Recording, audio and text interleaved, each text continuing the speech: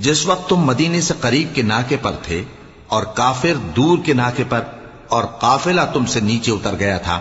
اور اگر تم جنگ کے لیے آپس میں قرارداد کر لیتے تو وقت معین پر جمع ہونے میں تقدیم و تاخیر ہو جاتی،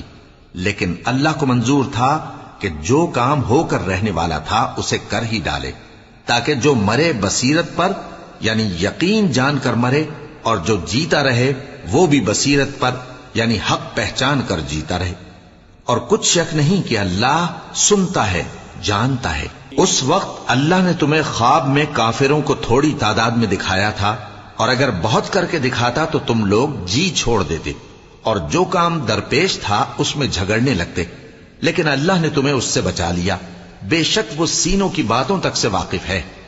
اور اس وقت جب تم ایک دوسرے کے مقابل ہوئے تو کافروں کو تمہاری نظروں میں تھوڑا کر کے دکھاتا تھا، اور تم کو ان کی نگاہوں میں تھوڑا کر کے دکھاتا تھا، تاکہ اللہ کو جو کام کرنا منظور تھا اسے کر ڈالے،